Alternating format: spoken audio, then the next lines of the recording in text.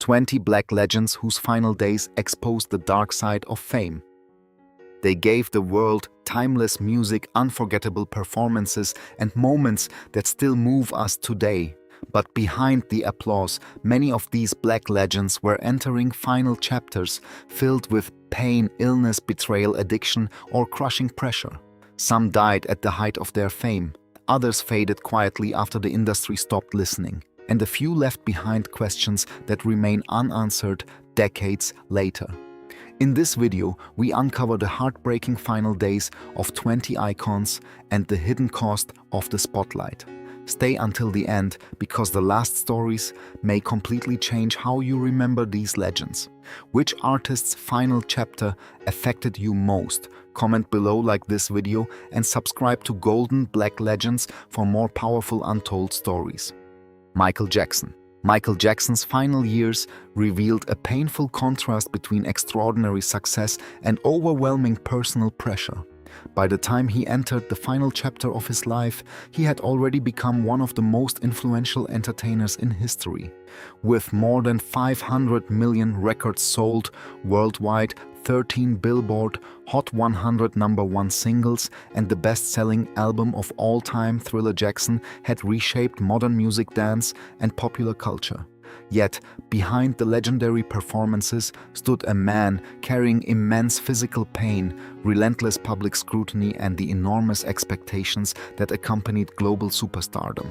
After years of legal battles, financial strain, and constant media attention, Jackson announced the This Is It concert series in 2009, planning 50 sold-out performances at London's O2 Arena. For many fans, the residency symbolized a triumphant comeback. Behind the scenes, however, rehearsals were physically demanding, and Jackson reportedly struggled with chronic insomnia. To prepare for the concerts, he relied on medical treatment intended to help him rest, creating a dangerous situation that would soon have heartbreaking consequences. On June 25, 2009, Michael Jackson suffered cardiac arrest at his Los Angeles home and was pronounced dead later that day at the age of 50. The Los Angeles County coroner ruled his death a homicide caused by acute propofol and benzodiazepine intoxication administered in a medical setting. The news shocked the world. Millions gathered outside hospitals, music stores, and landmarks across the globe, while tributes poured in from world leaders, fellow artists, and lifelong fans. His memorial service, watched by an estimated 2.5 billion viewers worldwide, became one of the largest televised tributes in history. Michael Jackson's final days exposed the immense pressures that can accompany unimaginable fame. His story is not simply about celebrity or controversy, but about a gifted artist whose relentless pursuit of perfection came at an enormous personal cost. Even after his passing, his music continues to inspire generations, ensuring that his remarkable legacy will forever be remembered beyond the tragedy of his final chapter. Billie Holiday. Billie Holiday transformed American music with a voice that conveyed heartbreak, resilience, and honesty unlike any singer before her. Born into poverty and hardship, she overcame extraordinary obstacles to become one of jazz's most influential performers. Songs such as God Bless the Child, Lover Man, and The Haunting Strange Fruit elevated her beyond entertainment, turning her into a powerful, artistic voice against racial injustice. Throughout the 1930s and 1940s, Holiday performed with legendary musicians, including Count Basie and Artie Shaw, helping redefine jazz through emotional storytelling rather than technical perfection. Her influence would later shape generations of artists across jazz, soul, blues, and popular music. Despite her extraordinary success, Holiday's personal life was marked by trauma, abusive relationships, addiction, and repeated legal troubles. Years of heroin dependence and alcoholism seriously affected both her health and career. Following several narcotics convictions, she lost her New York City cabaret card, preventing her from performing in many of the city's leading nightclubs and limiting her ability to earn a living. Even as her health deteriorated, she continued recording and performing whenever possible, determined not to abandon the music that had defined her life. In May 1959, Holiday was admitted to a New York hospital, suffering from severe liver and heart complications. While receiving treatment, she was arrested on narcotics charges after authorities claimed drugs had been found in her hospital room. She remained under police guard during her hospitalization. On July 17, 1959, Billie Holiday died at the age of 44. Reports at the time indicated she had only a small amount of money left to her name, a heartbreaking contrast to the enormous cultural impact she had made. Billie Holiday's final days exposed not only the devastating effects of addiction, but also the harsh realities of racial discrimination, addiction policy, and public judgment during her era. Yet her voice never lost its power. More than 6 decades after her passing, Holiday remains one of the greatest jazz singers in history, remembered for transforming personal pain into timeless music that continues to move audiences around the world. Whitney Houston. Whitney Houston's final years revealed the heartbreaking reality that even the world's most celebrated voices can struggle beneath the weight of extraordinary fame. After bursting onto the music scene in 1985, Houston became one of history's best-selling recording artists with more than 200 million records sold worldwide, 6 Grammy Awards, and an unmatched run of 7 consecutive Billboard Hot 100 #1 singles. Her success expanded into Hollywood through films including The Bodyguard, Waiting to Exhale, and The Preacher's Wife, making her one of the most admired entertainers of her generation. To millions, Whitney represented elegance, perfection, and vocal brilliance. Behind the applause, however, she faced increasingly difficult personal challenges. Years of intense media attention, public scrutiny surrounding her marriage to Bobby Brown, and a well-documented battle with substance abuse gradually affected both her health and professional life. Concerts became unpredictable, recording sessions slowed, and interviews reflected the enormous emotional pressure she was carrying. Despite entering rehabilitation and expressing her desire to recover, maintaining long-term stability proved incredibly difficult. On February 11, 2012, just hours before a Grammy Awards event in Beverly Hills, Houston was found unresponsive in the bathtub of her hotel suite. She was pronounced dead later that day at the age of 48. The Los Angeles County coroner ruled her death an accidental drowning with heart disease and cocaine use listed as contributing factors. The tragedy stunned the music world, prompting an outpouring of grief from fellow artists and millions of fans across the globe. Whitney Houston's final days exposed the devastating consequences of addiction, relentless public pressure, and the emotional cost of living under constant attention.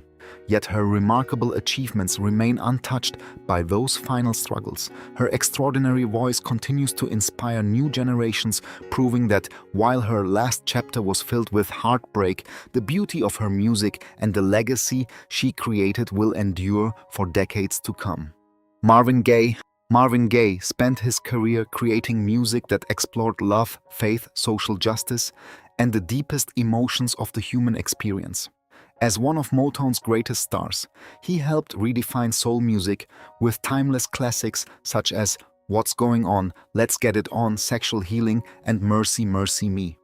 His remarkable voice, sophisticated songwriting, and willingness to address difficult social issues earned him worldwide acclaim and millions of record sales. By the early 1980s, Gaye had returned to the top of the charts, winning 2 Grammy Awards for Sexual Healing and appearing to have rediscovered both artistic inspiration and commercial success. Despite his professional achievements, Marvin's private life remained deeply troubled.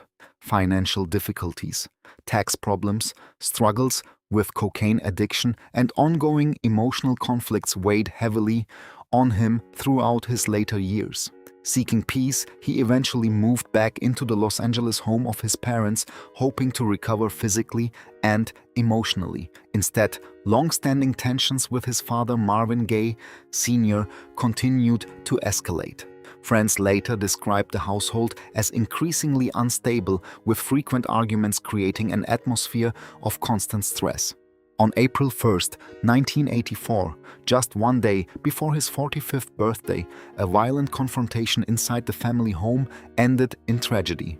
During an argument, Marvin Gaye Sr. fatally shot his son using a handgun that Marvin himself had previously given his father as a gift.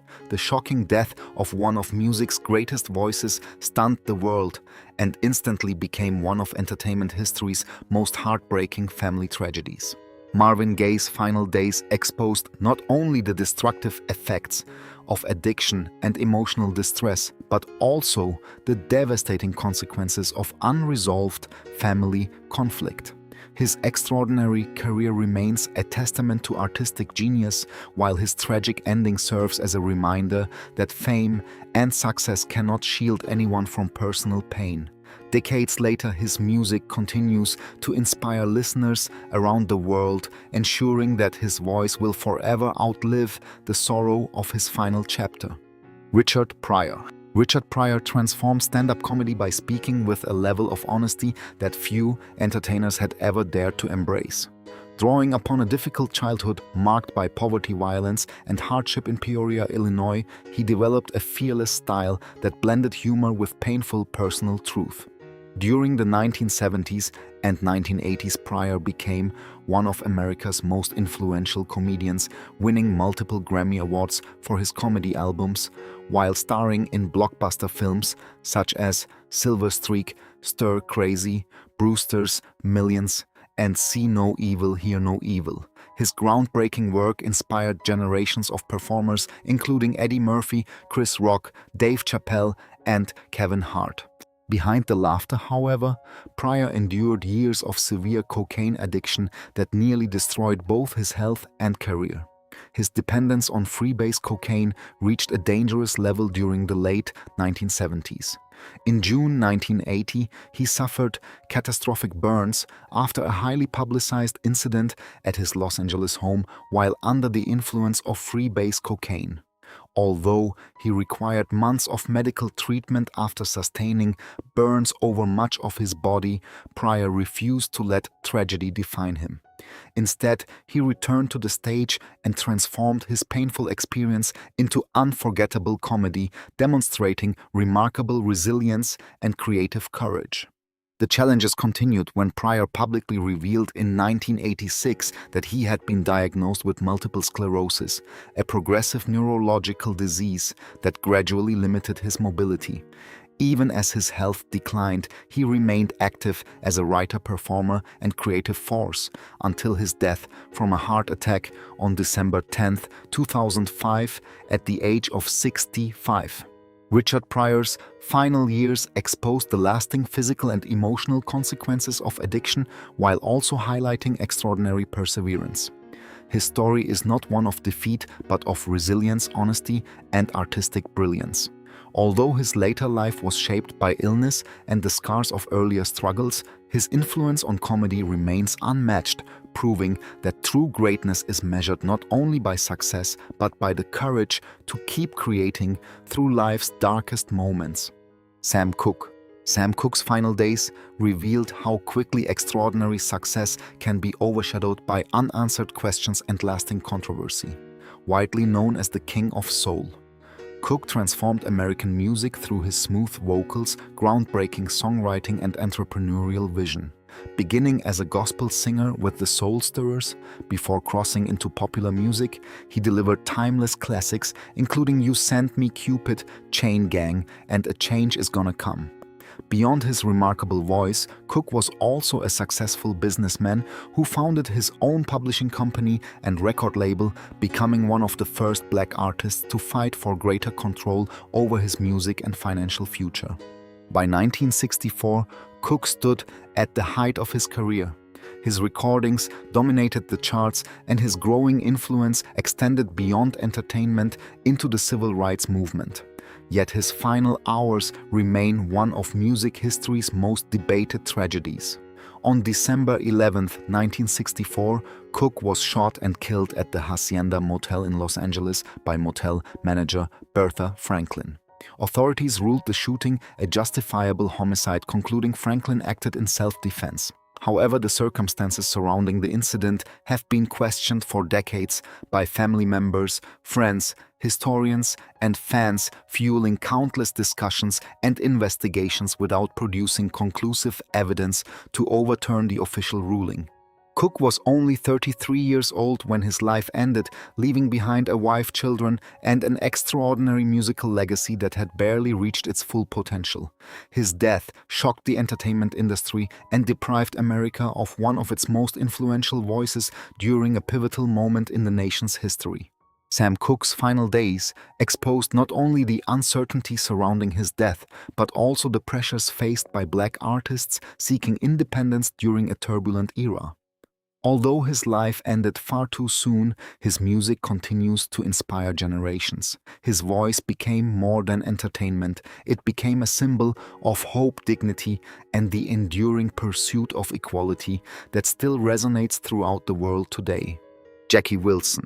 Jackie Wilson captivated audiences with breathtaking vocals, electrifying stage performances, and boundless energy that earned him the nickname Mr. Excitement. Emerging from Detroit during the 1950s, Wilson became one of the pioneers who helped bridge rhythm and blues with mainstream pop music. His remarkable string of hits included Lonely Teardrops, Higher and Higher Doggin', Around, and Baby Workout.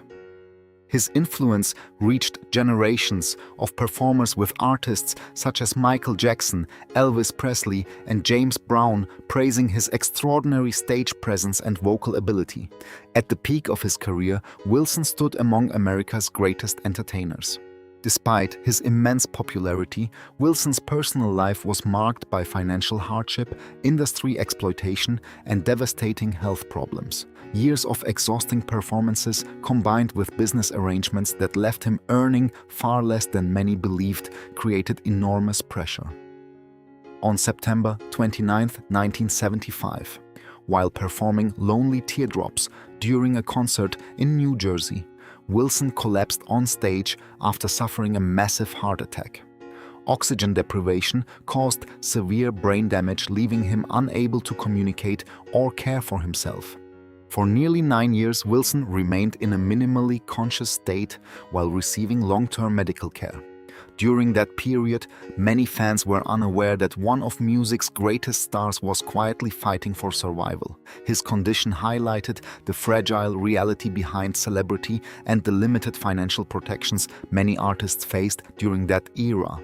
On January 21, 1984, Jackie Wilson died at the age of 49 after years of medical complications. Jackie Wilson's final days exposed the heartbreaking contrast between worldwide fame and personal vulnerability. Although his voice had once filled concert halls around the globe, his final chapter unfolded largely away from the spotlight. Yet his influence never faded. His music continues to inspire performers across generations, reminding us that true legends are remembered, not for the tragedies they endured, but for the extraordinary joy they brought to millions through their art. Florence Ballard. Florence Ballard helped build one of the most successful female groups in music history long before the world knew the name The Supremes. As one of the group's founding members, Ballard played a vital role in shaping the sound that helped define Motown during the 1960s. Together with Diana Ross and Mary Wilson, she recorded unforgettable classics including Where Did Our Love Go?, Baby Love, and Stop in the Name of Love. The Supremes became Motown's most successful act, earning international fame and opening doors for future generations of black female artists. Yet behind the remarkable success, Ballard's personal story took a heartbreaking turn. Following conflicts with Motown founder Berry Gordy and growing tensions within the group, she was dismissed from the Supremes in 1967. Losing the career she had helped create proved emotionally devastating. Financial difficulties, depression, and alcohol dependency gradually replaced the fame she had once enjoyed. Although she attempted to launch a solo career, contractual disputes and changing industry trends limited her opportunities. By the mid-1970s, Ballard was living far from the glamorous image many fans associated with Motown's golden era.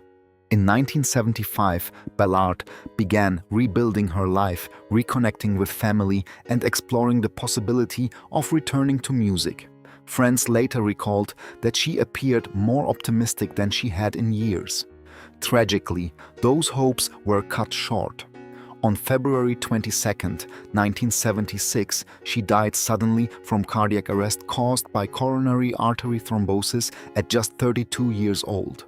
Her unexpected death shocked the music community and highlighted the personal struggles hidden behind one of the industry's greatest success stories. Florence Ballard's final days exposed the emotional cost of fame, professional rejection, and years of personal hardship. While her later life was marked by painful setbacks, her contribution to music remains immeasurable.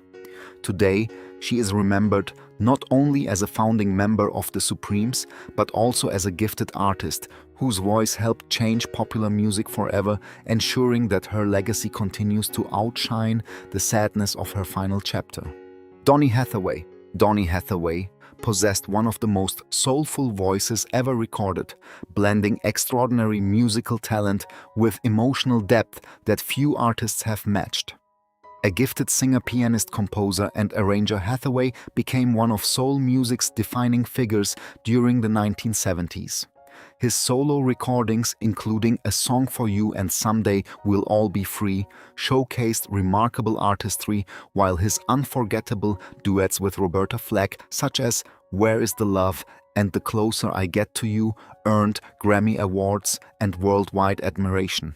To fellow musicians, Hathaway represented both technical brilliance and profound emotional honesty. Behind his remarkable success, however, Hathaway faced a lifelong battle with mental illness. He was diagnosed with paranoid schizophrenia, a condition that caused severe mood disturbances, hallucinations, and periods of deep emotional distress. Although treatment helped at times, managing the illness remained an ongoing challenge. Friends and colleagues witnessed both his extraordinary creativity and the painful episodes that increasingly disrupted his career. Despite these struggles, Hathaway continued recording, performing, and creating music that reflected hope even during his darkest moments. In January 1979, Hathaway returned to New York to work with Roberta Flack on new recordings. During the sessions, those around him noticed unusual behavior, raising concerns about his mental state. On January 13, 1979, Hathaway died after falling from the 15th floor of New York City's Essex House Hotel. His death was officially ruled a suicide. He was only 33 years old, leaving behind a young family and an extraordinary body of work that continues to influence artists across multiple generations. Donny Hathaway's final days exposed the devastating impact that untreated or difficult-to-manage mental illness can have even on someone blessed with extraordinary talent. His story is not simply one of tragedy, but also one of artistic greatness, compassion, and resilience. Decades after his passing, Hathaway's timeless recordings continue to comfort listeners around the world, ensuring that his remarkable voice remains far stronger than the sorrow that marked his final chapter. Dorothy Dandridge. Dorothy Dandridge broke barriers that few believed could ever be broken.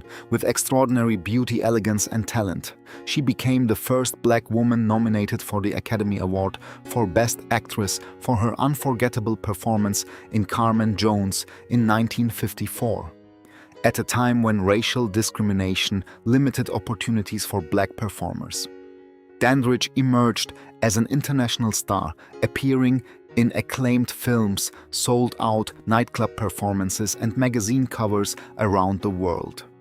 She represented hope for countless aspiring artists who dreamed of succeeding despite enormous obstacles. Yet behind the glamorous image stood a woman carrying burdens that few people truly understood. As Hollywood opportunities declined during the late 1950s and early 1960s, Dandridge found herself struggling both professionally and financially. Several promising film projects collapsed, while personal setbacks, including a difficult divorce and mounting debt, added to her emotional distress. She also devoted much of her life to caring for her daughter, Haroline Suzanne Nicholas, who had severe developmental disabilities. The combination of career disappointments, financial pressure, and emotional exhaustion gradually took a heavy toll on her mental health. Despite occasional attempts to revive her career, the opportunities that had once seemed endless became increasingly scarce. On September 8, 1965, Dorothy Dandridge was found dead in her West Hollywood apartment at the age of 42. The Los Angeles County coroner concluded that she died from an accidental overdose of the antidepressant imipramine. Her sudden passing shocked the entertainment world and marked the tragic end of one of Hollywood's most groundbreaking pioneers. Dorothy Dandridge's final days exposed the painful realities faced by many trailblazing black performers who achieved historic success but received far fewer opportunities, protections, and support than their talent deserved. Although her life ended far too soon, her legacy never faded. Today, she is remembered not only for opening doors that had long been closed, but also for inspiring generations of actresses who followed. Her courage, grace, and determination remain an enduring symbol of perseverance in the face of extraordinary adversity. Otis Redding. Otis Redding possessed a voice that could express joy, heartbreak, and hope with equal power, making him one of soul music's greatest legends. Rising from Macon, Georgia, he became the defining voice of Stax Records with unforgettable hits including I've Been Loving You Too Long, Try a Little Tenderness, Respect, and Mr. Pitiful. His passionate performances and remarkable songwriting earned worldwide admiration, while his appearance at the Monterey Pop Festival in 1967 introduced him to an even larger audience beyond traditional soul music. At only 26 years old, Redding appeared ready to become one of the biggest international stars of his generation. By late 1967, his career was reaching extraordinary new heights. Just days before his death, he recorded Sittin' on the Dock of the Bay, a song that reflected a more mature musical direction and would later become his signature masterpiece. On December 10, 1967, while traveling with members of his backing band, the Bar-Kays, Redding's chartered plane crashed into Lake Monona near Madison, Wisconsin. Only one passenger survived. Redding and most of the Bar-Kays lost their lives in the accident, sending shockwaves throughout the music industry. Only weeks later, Sittin' on the Dock of the Bay was released and became the first posthumous single to reach #1 on the Billboard Hot 100. The heartbreaking success underscored how much more Redding still had to offer. Friends, fellow musicians, and fans mourned not only the loss of a gifted singer, but also the unrealized future of an artist entering the most creative period of his career. Otis Redding's final days exposed the fragile nature of fame and the unpredictability of life itself. There were no public scandals or personal collapse, only a sudden tragedy that ended one of music's brightest careers.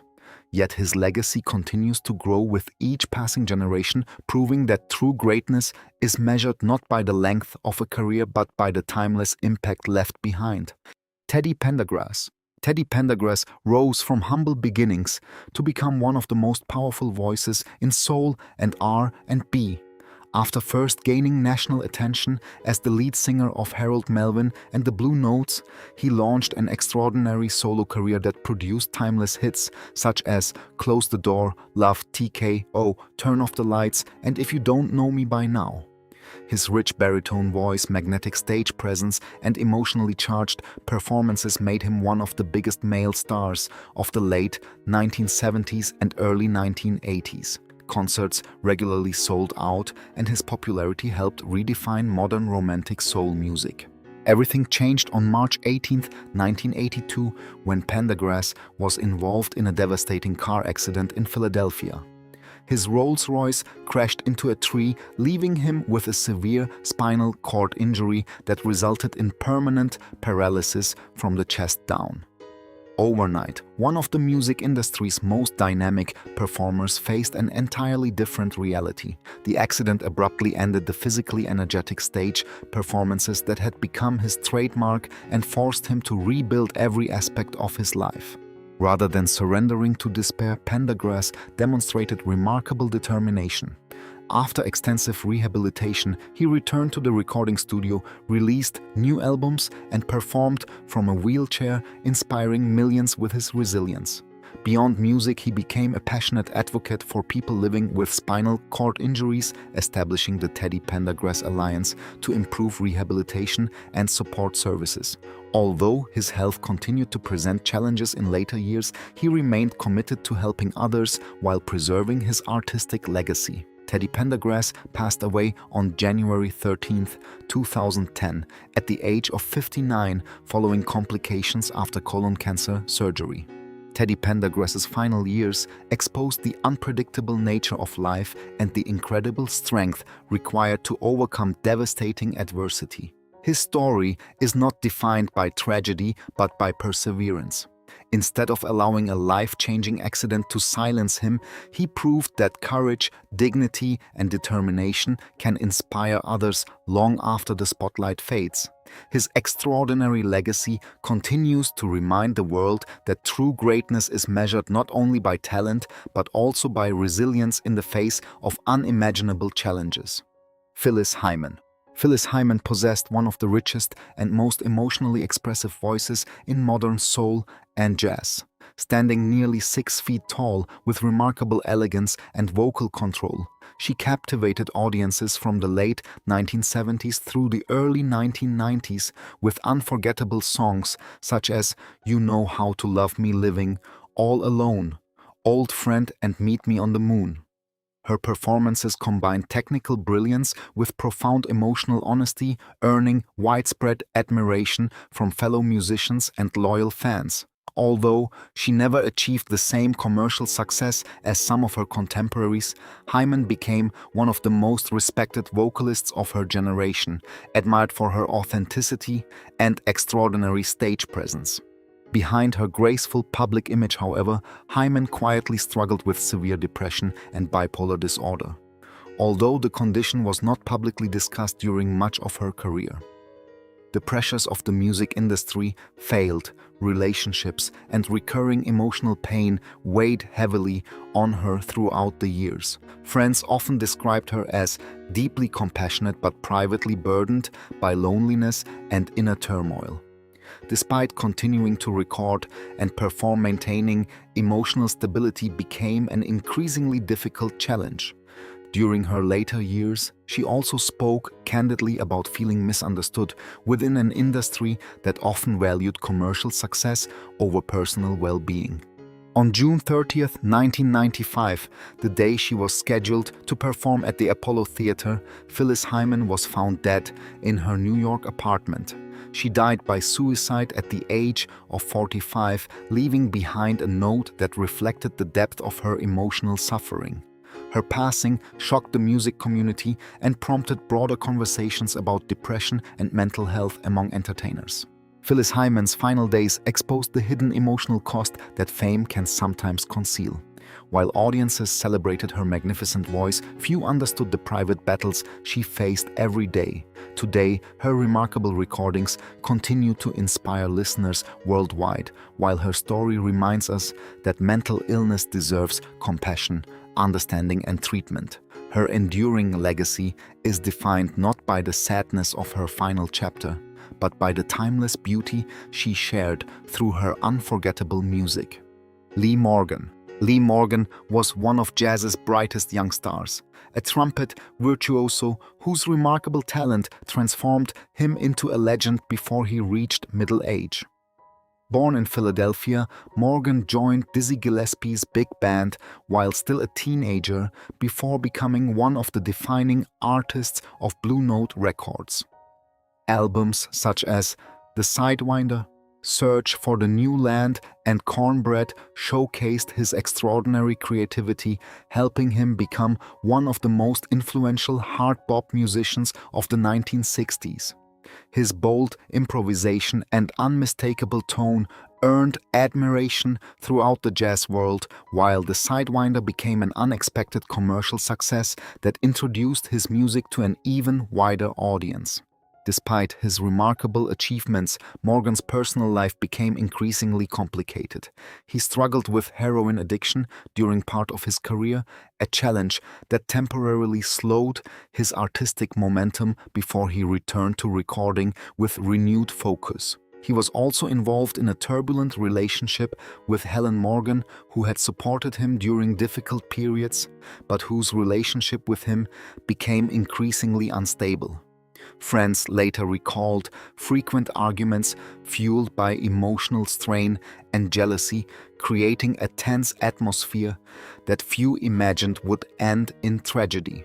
On February 19, 1972, after an argument at Slug's Saloon, a famous New York jazz club, Helen Morgan shot Lee Morgan during an altercation.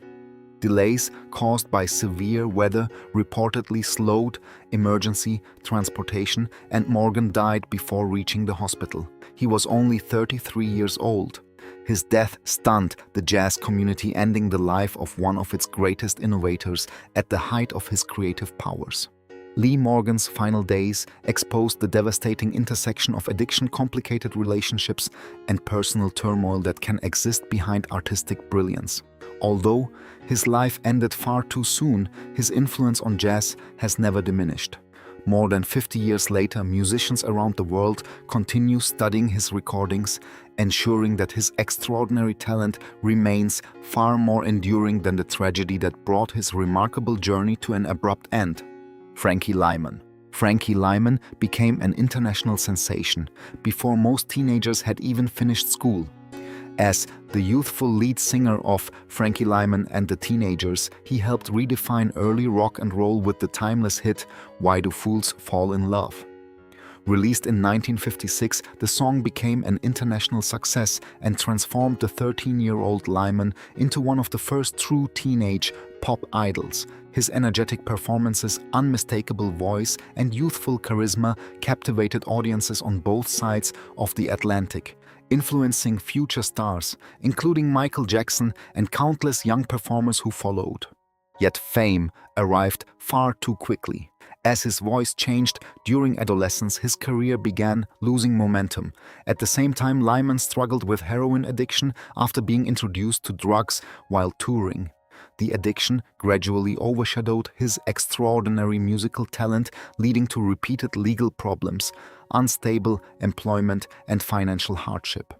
Although he made several sincere attempts to overcome his dependence and revive his recording career, maintaining long-term recovery proved incredibly difficult.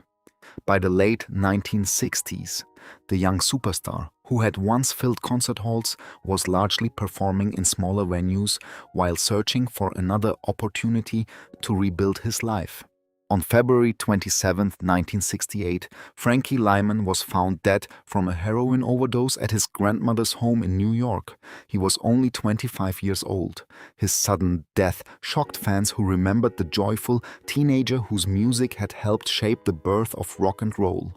Following his passing, legal disputes involving women who claimed to be his lawful widow created years of courtroom battles over his estate and music royalties.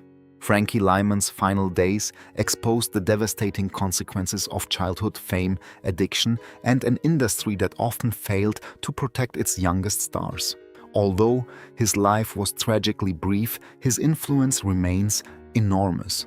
More than half a century later, his music continues inspiring new generations, proving that true talent can outlive even the most heartbreaking ending. Al Jackson Jr. Al Jackson Jr. was the quiet heartbeat behind some of the greatest soul recordings ever made. As the legendary drummer for Booker T and the MGs, he helped create the unmistakable sound of Stax Records, providing the rhythmic foundation for classics recorded by Otis Redding, Sam and Dave Wilson Pickett, Carla Thomas, and countless other artists. His precise, understated drumming became one of the defining elements of Southern soul music, while instrumental hits such as Green Onions introduced his remarkable musicianship to audiences around the world. Though he rarely stood in the spotlight, fellow musicians regarded Jackson as one of the finest drummers of his generation. Outside the recording studio, Jackson also worked as a producer and songwriter, contributing to the success of numerous Stax artists during one of soul music's greatest eras. His professionalism and musical instincts earned widespread respect, and many believed his influence would continue shaping American music for decades. Tragically, that future was cut short by an act of violence that stunned the entertainment world. On October 1, 1975, Al Jackson Jr. was shot and killed inside his Memphis home at the age of 39. Several men were arrested over the years in connection with the crime, but the circumstances surrounding his murder have remained the subject of continuing discussion and historical interest.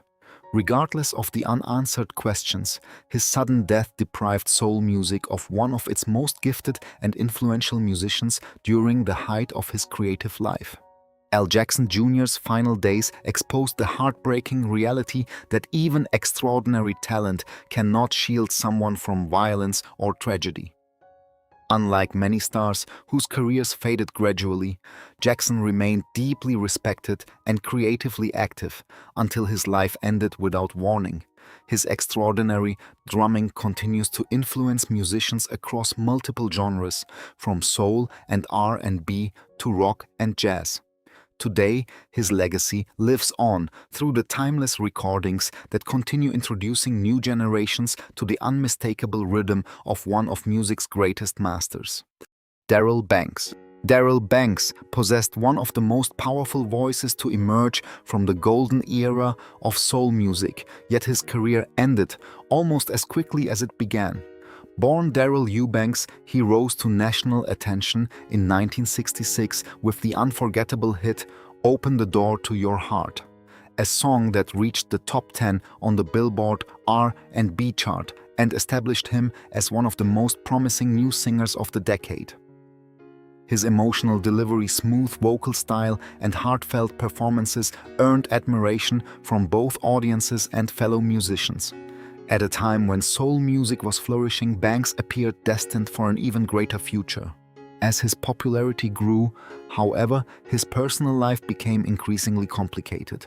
While continuing to perform and record, Banks became involved in a relationship that eventually placed him at the center of a tragic confrontation.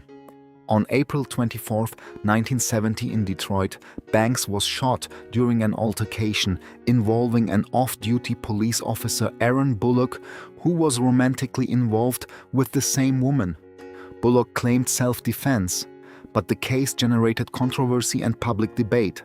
Banks died from his injuries at only 32 years old, ending a career that many believed had barely reached its full potential. His sudden death shocked the soul music community, where friends and fellow performers mourned the loss of an artist whose greatest achievements still seemed to lie ahead. Unlike many stars whose careers declined gradually, Banks remained creatively active until tragedy unexpectedly brought everything to an end. His passing also reflected the personal dangers that sometimes existed behind the glamorous image of success in the entertainment industry. Darrell Banks' final days exposed how personal conflict and violence can abruptly silence extraordinary talent. Although his life was painfully short, his recordings continue to remind listeners of the remarkable voice that once promised so much. Today, his music remains an enduring part of classic soul history, proving that genuine artistry can survive long after a life has been tragically cut short. Baby Huey. Baby Huey, born James Ramey, possessed one of the most extraordinary voices and stage presences in late 1960s soul music. Standing over 6 feet tall and weighing well over 300 pounds, he became famous for energetic performances that blended soul, funk, rock, and psychedelic influences, unlike anything audiences had experienced before. As the leader of Baby Huey and the Babysitters, he developed a loyal following across Chicago before attracting the attention of music executives eager to introduce his remarkable talent to a national audience.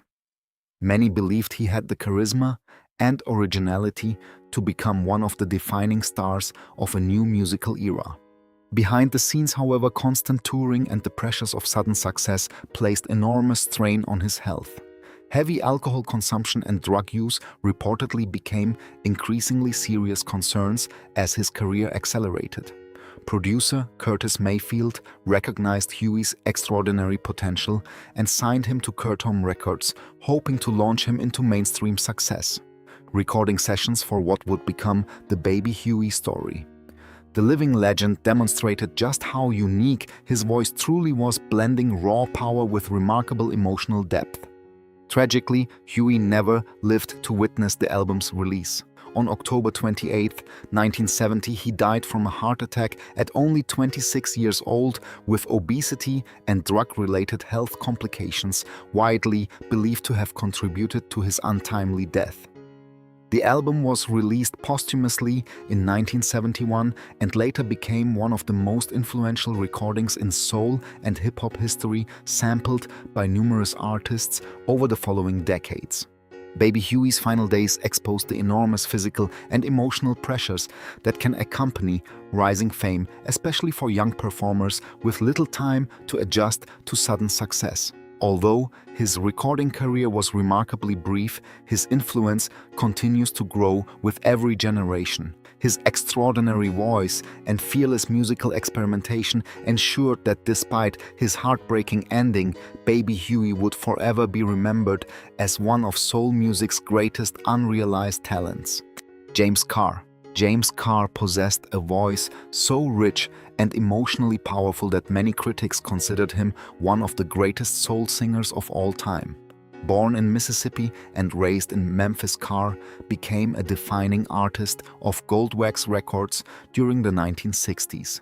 His unforgettable recording of The Dark End of the Street remains one of the most celebrated soul performances ever made, while songs such as Love Attack and You've Got My Mind Messed Up showcased a remarkable ability to communicate heartbreak with extraordinary sincerity. Fellow musicians often admired Carr's natural vocal gift, believing he possessed talent equal to the biggest stars of his generation. Despite his remarkable ability, Carr spent much of his adult life battling severe mental illness. He experienced recurring psychological crises that frequently interrupted recording sessions, concerts, and promotional appearances. Long periods of hospitalization and inconsistent treatment prevented him from sustaining the successful career many believed he deserved. As soul music evolved during the 1970s, Carr largely disappeared from the mainstream, not because his talent had diminished, but because his health made regular performances increasingly difficult. Although he attempted several comebacks during the 1980s and 1990s, ongoing health challenges continued to limit his opportunities. On January 7, 2001, James Carr died from lung cancer at the age of 58 in a Memphis nursing home. His passing received far less public attention than his extraordinary musical legacy deserved, leaving many fans to rediscover his brilliance only after his death. James Carr's final days exposed the heartbreaking reality that extraordinary talent alone cannot overcome serious mental illness and declining health without consistent support. His life serves as a powerful reminder that many gifted artists quietly struggle behind the scenes while the world celebrates only their performances. Today, James Carr is remembered as one of soul music's finest interpreters, whose timeless recordings continue to inspire musicians and listeners long after his voice was silenced. His legacy stands as proof that true artistry endures even when recognition arrives far too late. Luther Vandross. Luther Vandross built one of the most extraordinary careers in modern R&B through unmatched vocal excellence, elegance, and emotional sincerity. After years as a sought-after background vocalist working with artists such as David Bowie Chic and Diana Ross, Vandross emerged as a solo superstar with his 1981 debut album Never Too Much. The title track became an instant classic, launching a career that would produce timeless songs including Here and Now, Dance with My Father, Power of Love / Love Power, and countless other hits. Over the course of his career, he sold more than 40 million records worldwide, won 8 Grammy Awards, and earned recognition as one of the greatest male vocalists in R&B history. Despite his extraordinary success, Vandross quietly faced serious health challenges during his later years. He lived with diabetes and hypertension conditions that gradually affected his overall well-being. On April 16, 2003, he suffered a severe stroke at his New York home, leaving him with significant physical limitations and requiring an extended period of rehabilitation. Although his ability to perform publicly was greatly reduced, he remained deeply connected to music and completed work on Dance with My Father, an album that became one of the most emotional and celebrated projects of his career. The record won the Grammy Award for Song of the Year in 2004, even as Vandross continued recovering away from the spotlight. On July 1, 2005, Luther Vandross died at the age of 54 from complications related to his stroke. His passing prompted tributes from artists across multiple generations, all recognizing the extraordinary influence he had on soul, R&B, and popular music. Luther Vandross's final days exposed the fragile reality that even legendary voices are not immune to serious illness. Yet his story is ultimately one of grace, perseverance, and artistic excellence rather than tragedy alone. His timeless recordings continue to comfort millions around the world, ensuring that his extraordinary voice remains one of the defining sounds of modern soul music. The stories you've heard today remind us that behind every legendary performance was a real person facing battles the world couldn't always see. Fame brought these remarkable black icons worldwide admiration, but for many, their final days also revealed loneliness, addiction, illness, violence, or unimaginable personal struggles. Yet their endings should never overshadow the extraordinary legacies they left behind. Their music, courage, and influence continue to inspire millions across generations. Now we'd love to hear from you which legend's story touched your heart the most and whose legacy do you believe deserves even greater recognition today. Share your thoughts in the comments below. If you enjoyed this video, please like, subscribe, and turn on notifications for Golden Black Legends, where we honor the unforgettable lives and lasting impact of black icons. See you in the next story.